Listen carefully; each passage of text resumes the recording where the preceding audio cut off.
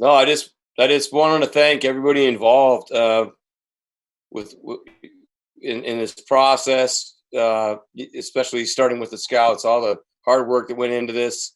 Starting at the end of last May or the middle of last May, and then everybody, with the IT departments and video and PR to a point. Um, but no, I mean seriously, it's been a huge project, and it's been outstanding. I think everybody did a great job. Um, people did a really nice job of really focusing and communicating very well.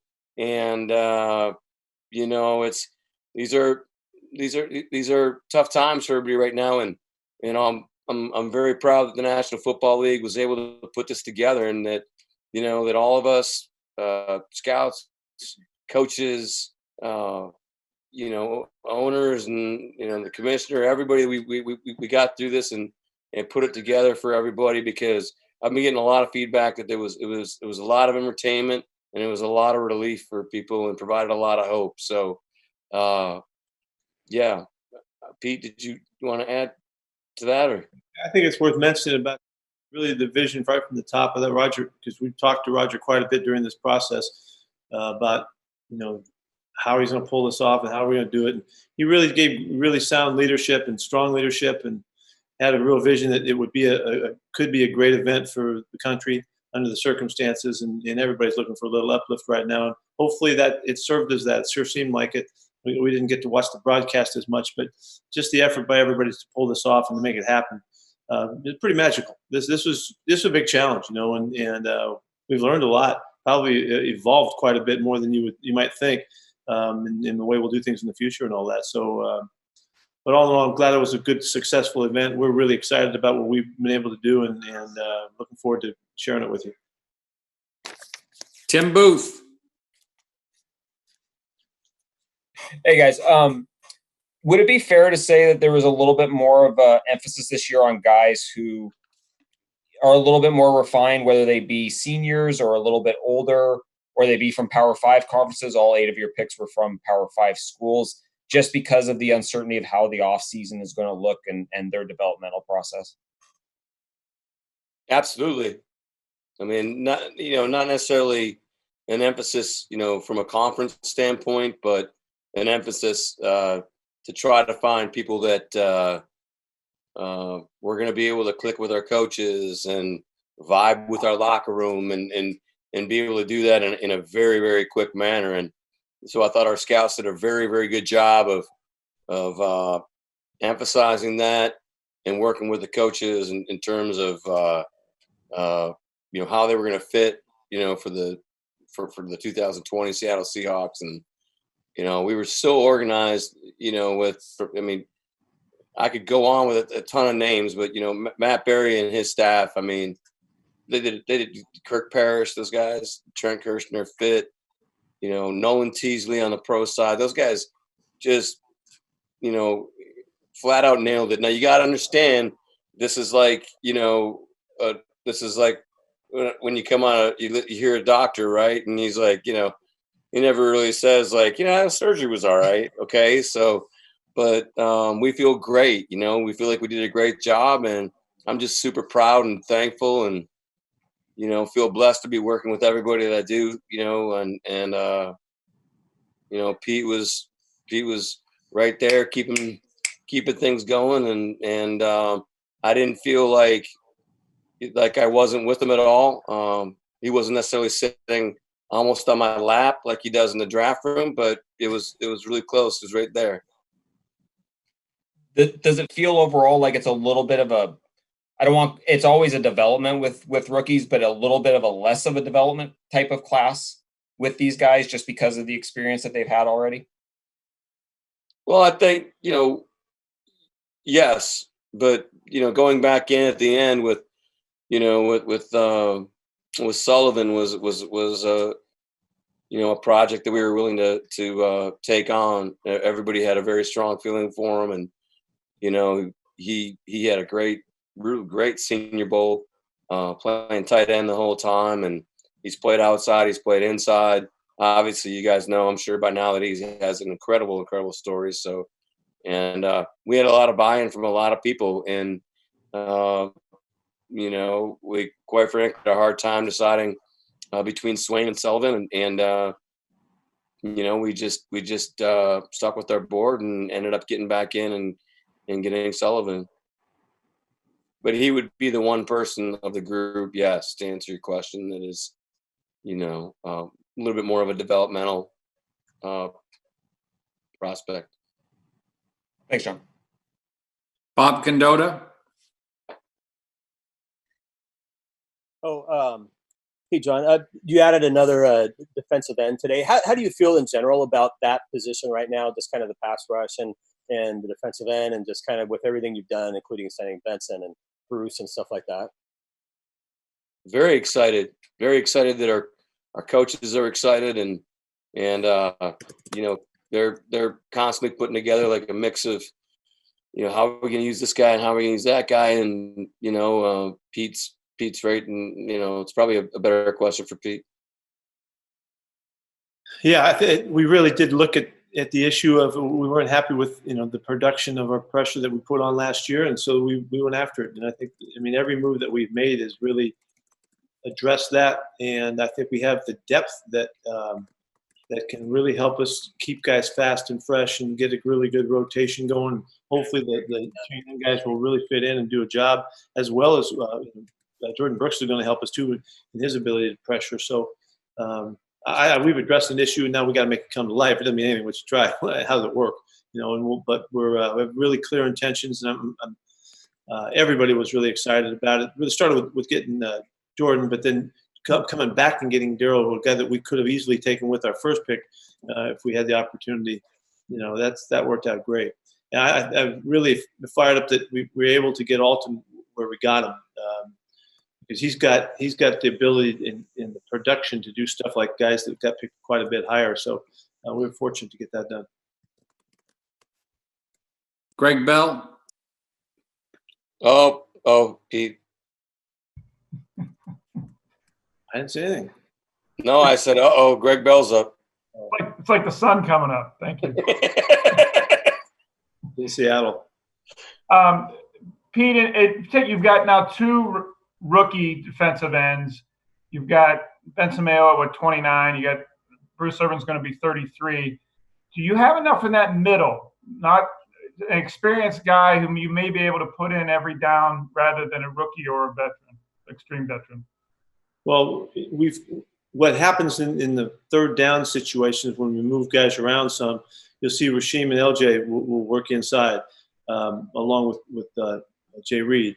So we think we have a nice mix in that regard. Those guys are developing pass rushers, and they're learning their way, and both have a lot of ability and a lot of upside to them. So we can have some real fresh legs coming in with rotation. We have enough depth right now to move it around. But you have to look at the guys that play the 5 technique for us, the defensive ends. They are also considered inside rushers for us. So we'll have at least 4 guys to move in and out of there to keep a rotation going. We'll see how we do. It's important that Jay Reed comes back to the kind of production he had a couple years ago. If he can have any kind of production close to that with what we're doing outside, it's going to be a nice mix, and we should be really better than we've been. And we're real positive about that. That doesn't mean we're done working either. John's going to keep going and keep digging around, see if there's a guy that might spark us in there as we always do. So, but pretty fired up about it. Really, we're really pleased with what we've done. And John, the Clowney situation, is it holding you up from doing anything else free agent veteran wise at pass rush? No. Can I ask both of you, when you hear a story like Stefan's, when you're sitting there, you probably knew the gist of it from scouting him, but you didn't know the intricacies, and I'm assuming how open he was with you, even more so than he was with us. It's just from a human level, what was your reaction to that? And was it kind of a guy like, man, we really ought to give this guy an opportunity if we at all can? Well, he was very open with us at the Senior Bowl. He was very open with Coach McPherson, our tight ends coach, at the combine. you know, I think Pete told him at the combine that he was going to make him a Seahawk, and no, he's you know, when you hear these stories, it definitely affects you. And look, he's one of those guys you just wouldn't bet against. Pete obviously has a great relationship with Coach Ogeron and Matt Berry and Scott Fitter and obviously Aaron Heinlein, who's responsible for that school, all had very strong conviction for the person. And how do you project that, and what does that look like? And we'll figure that out as we go. Yeah, I got connected through Coach O, as we talked about his guys, and then this story, and he lit up about this kid. And so I had a special eye on him throughout the time, and was hoping that we would figure out a way. We couldn't have waited a whole lot longer to pull it off, but fortunately, John made a great move late and gave us a chance to get him in the program. But he's going to be he was so excited and so pumped up about it, just like Eddie had said he would be. And Ed told me he's going to be one of my favorite guys. And so all of that added into this. He's a marvelous talent. And so we'll see if we can find a good way to make it come to life and come to the front. It surely is going to be on us, because he's going to do his part. He has got so much energy for it, such a great motive. It's a really good guy to bring in the program. And sorry, one more. How do you feel about your backup quarterback situation? Do you want that to be experience or a project? I'm working. How many does he get? I'm getting ready, Greg. You never know. I might have to put me in. But at least we know we got a backup to our backup if we need it. What's that, John? I said, how many does he get? That's my own. Done. Thank you. John Boyle.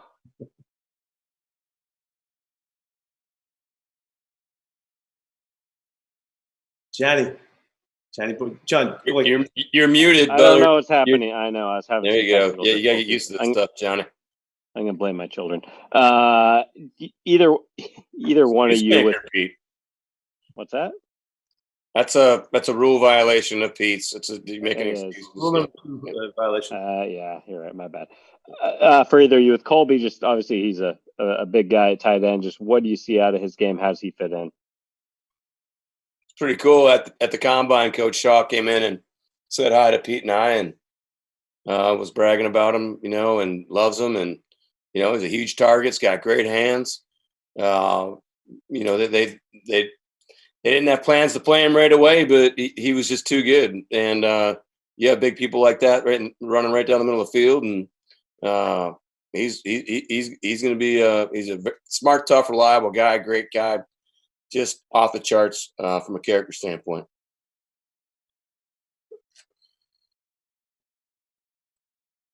Corbin Smith. Hi, Pete and John. This is class, obviously, tons of players with versatility. Darrell Taylor's played outside linebacker and end. You get several other players here that have played other positions. And DJ Dallas in particular was a receiver, moved to running back. That was a position of need. What do you guys see in him that made him worthy of picking in the fourth round? How does he fit into the offensive scheme? I would say upside, Pete. He's a high school quarterback. Went there as a receiver. Split time with Travis. So, Pete, don't you? I mean, what would you say? Versatility brings. Our guys are really excited about special teams. He's a guy with a really big attitude and personality about it, and try hard and effort and all of that. So that with the mix, he's been a wildcat guy back there in the backfield, and that just adds to the makeup that he brings that makes him unique. That's kind of the guys that we love to fall for, and hopefully he'll contribute in many ways. And so versatility is a big deal with him. Thank you. John's had enough. Art. Pete, kind of a bigger picture question. The NFL and Seahawks had gotten through a real milestone here by pulling off the draft in the middle of all this. But now comes probably the hard part, is managing these guys, especially the young guys. You're in the middle of a pandemic, which I think is unique in all of our experiences. What do you see in terms of managing people on a day-to-day basis that might be unique in this situation in the weeks ahead? Yeah, we're really in the mode of adaptation, through everything. Look what we just did. Everything is kind of fluid and on the move, and you got to be flexible. And it's going to be the same with our guys when as we start on Monday. Monday at 10 o'clock, here we go. We're into the virtual phase 1 for the first time ever.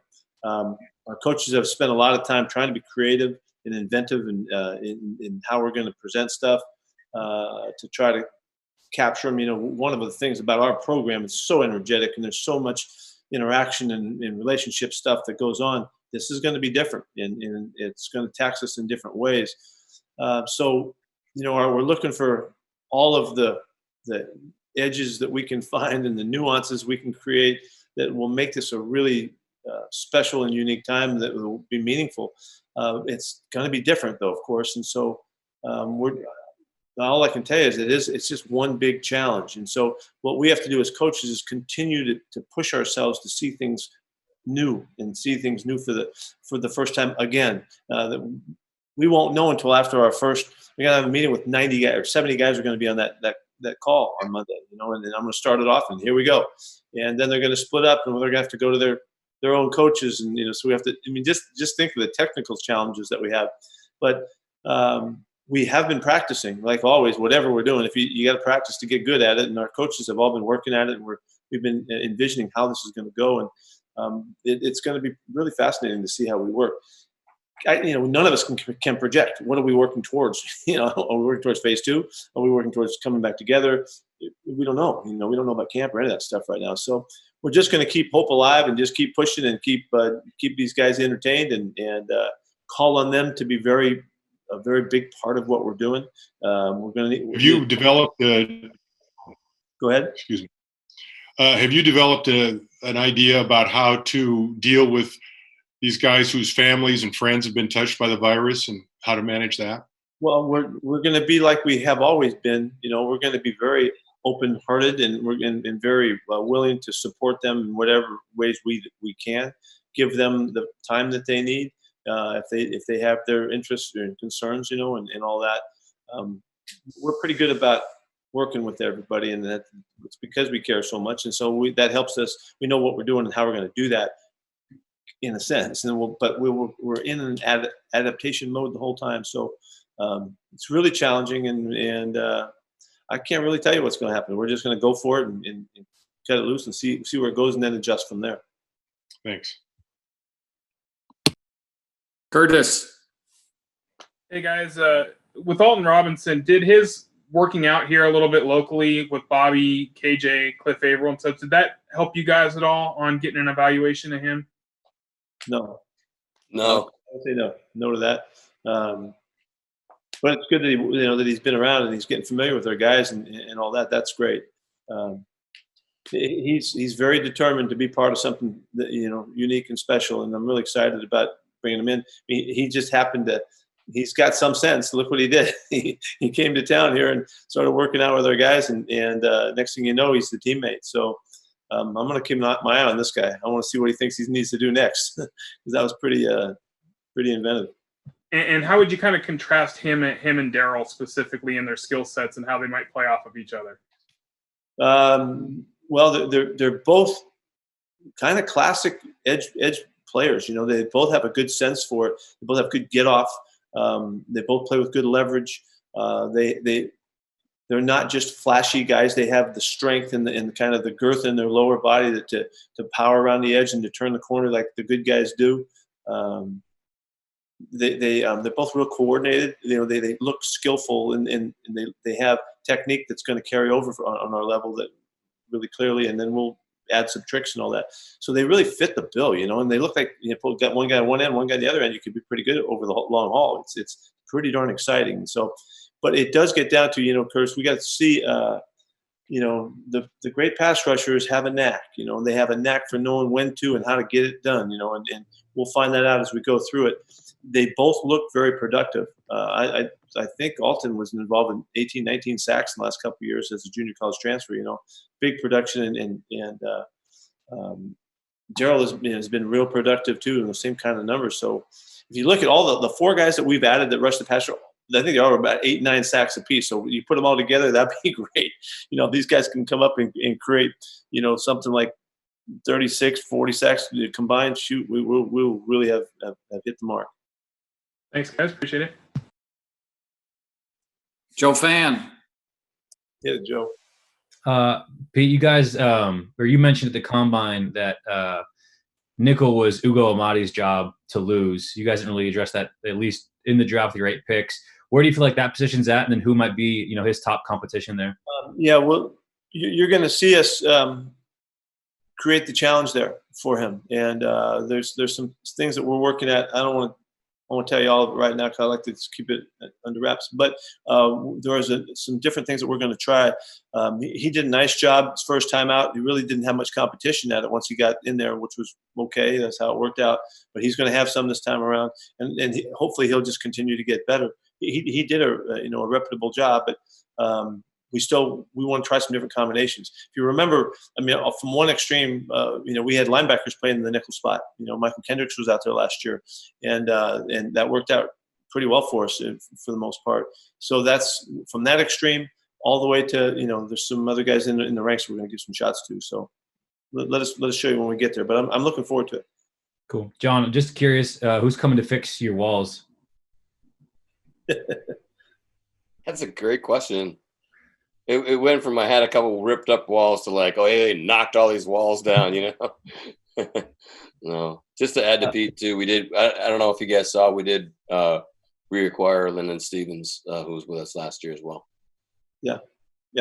He did play nickel for us last camp a little bit. Sorry, John. One more. Peter Schrager shared on Thursday morning that you had a pretty epic first round draft night outfit. I don't remember seeing on the call afterwards. Was there something that we missed that you? It was just a Christmas gift that we gave the guys, just a gas station shirt with their Seahawks logo on it and our names.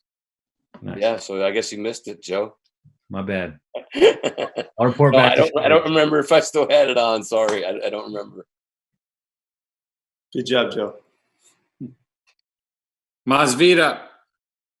Yeah, thanks. I just wonder if you could go over Freddie Swain and what you saw in him and the attributes that are there.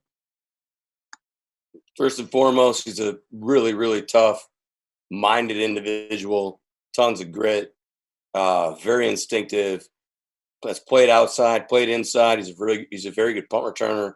I would say, from a special team standpoint, he's going to be a guy that's going to be he's going to be in the mix right away. He's just got a great attitude about him. Aaron Heinlein and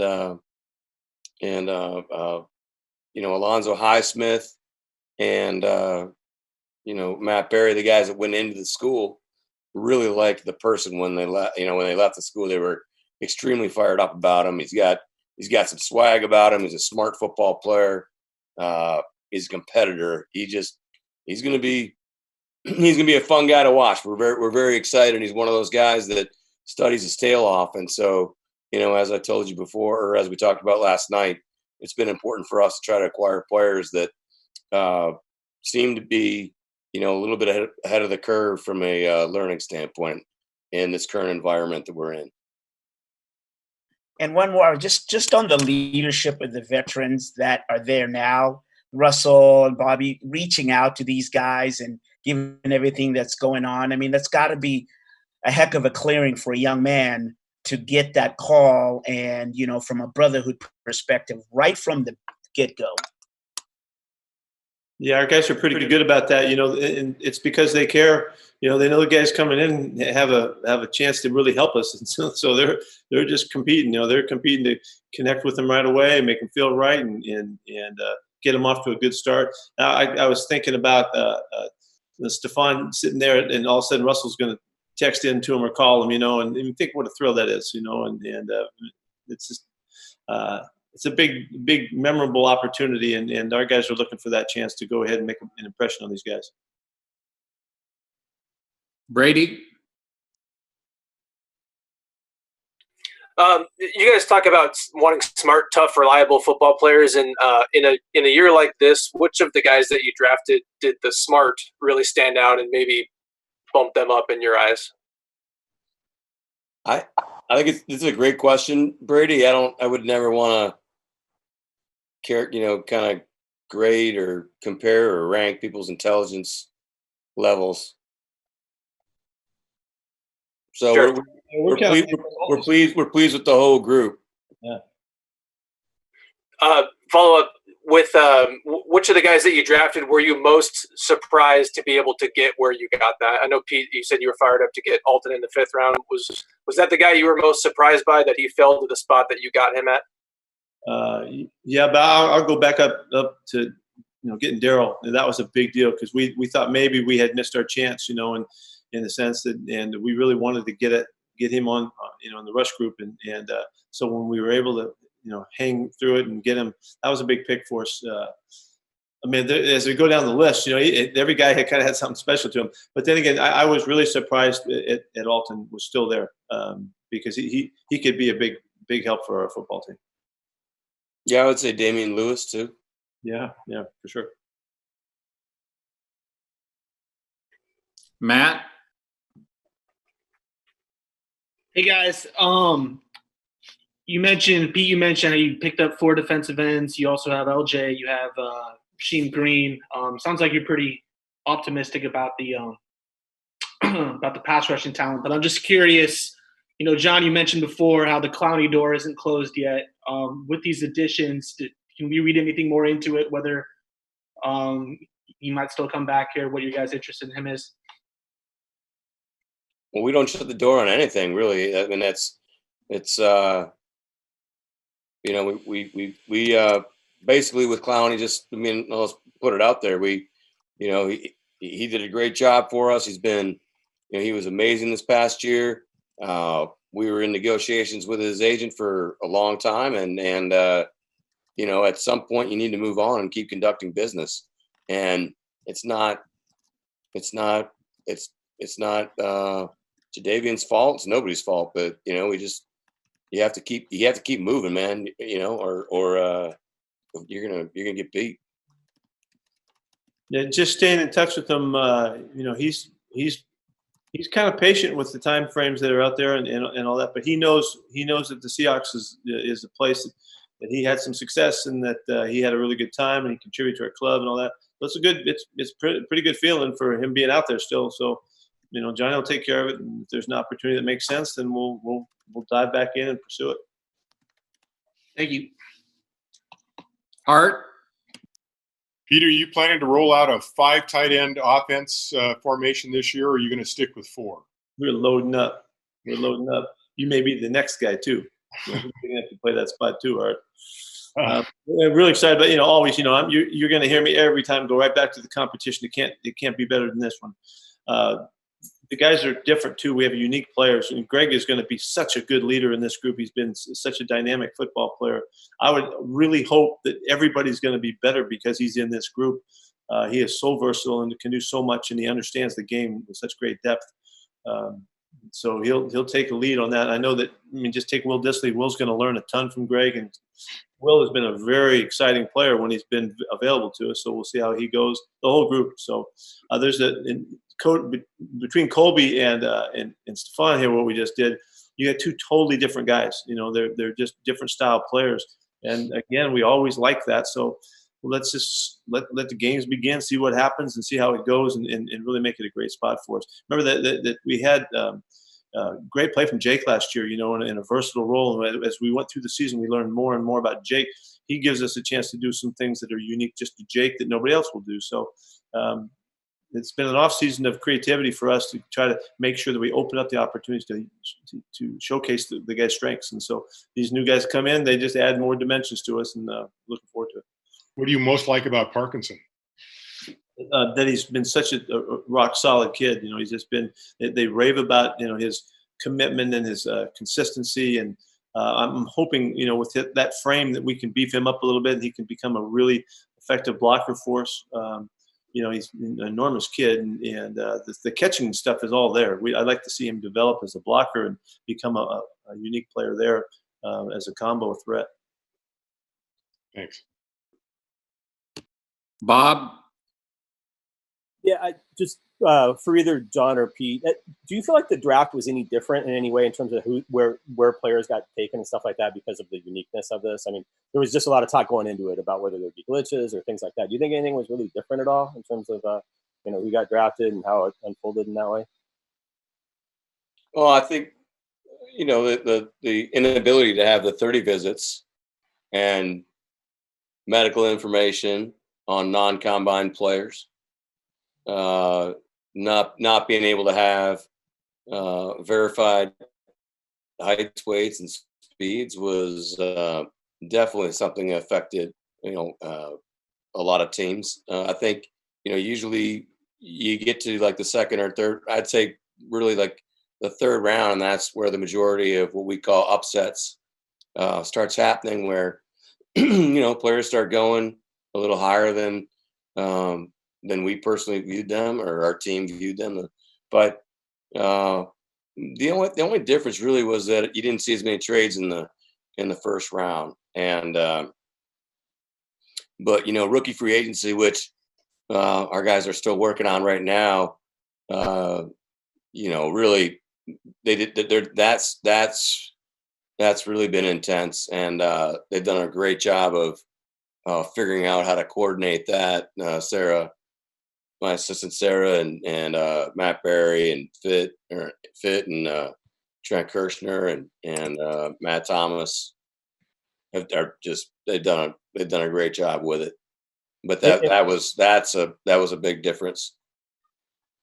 I was guessing. Speaking of that, there was just because he's a local guy, I was going to ask. There's a report that you guys have signed Anthony Gordon of Washington State. Is that anything you guys can comment on? Or? We just received a memo from the National Football League that we're not going to be speaking on that. Curtis. John, I think Stefan only had 46 catches over his 4 years at LSU, just the limited time at tight end that he mentioned. How tough was it to get an evaluation on him as a player, particularly with so many other great guys down there at LSU around him too, to find enough of what he does well to kind of get a sense for what he is at this point, and how much of a leap does he still need to get to? Well, I think you hit it. You touched on it right there, right? He's playing on a national championship team with a ton of talent, and they're trying to figure out where to play him. And I think they had like 178 players drafted or something like that, and they're like that place was. Coach O's got that place rolling right now, and he's been around a lot of high intensity, high football IQ people that really influenced the guys that went into the school, and then as our studies continued throughout the fall and into the All-Star game. When he got to the All-Star game, I think you guys know Jim Nagy used to work with us here in Seattle and now runs the game. So we were able to get great reports on him down there and spend some real quality time with him. And again, Aaron Heinlein did a great job interviewing him and really getting a lot of those boxes checked that we needed to get checked.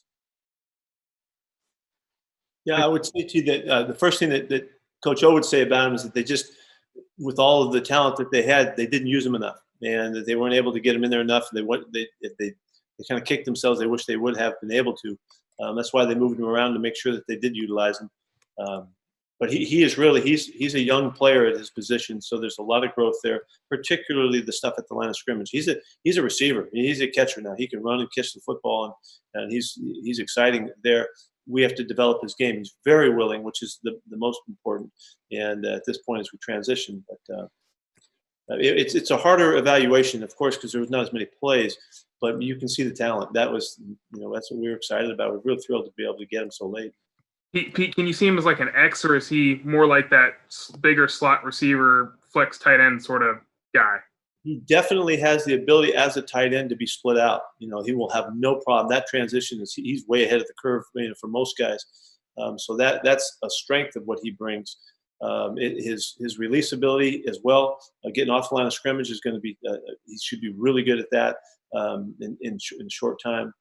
And then he has such a big, diverse route tree that you can go to with the kid. So obviously you're going to see him in the receiving tight end type of role as we develop him, but we'll want to balance that out as much as we can, as soon as we can, and we'll go at it. So. The guy was really this is one of my favorites because this is a guy that you look at him, you have to really project at what he's going to be like, and we were willing to do that, and John was willing, and those guys were willing to look at this guy as a potential guy that we could create maybe a real kind of a role for. Thanks, guys.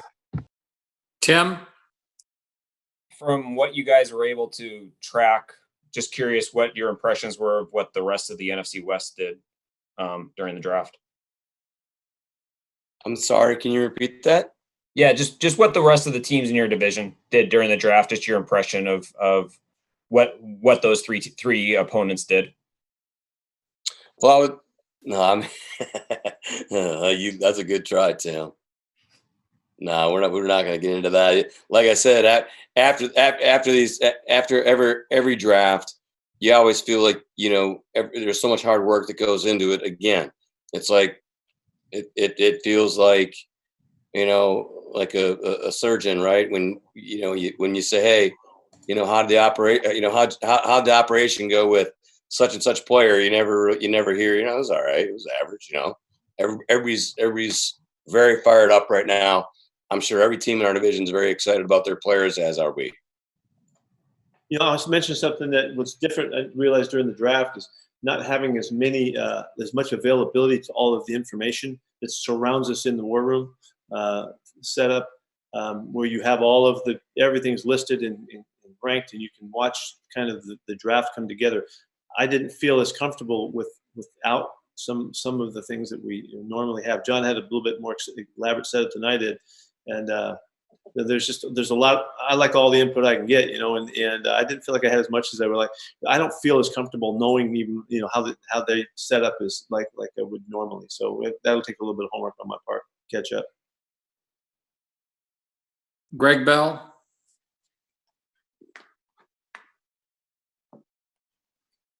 Pete, how long, in a best case scenario, Pete, how long, or I guess how short, do you need to have players train before a season can start? Well, that's a really good question, Greg, because that's going to be a very big issue.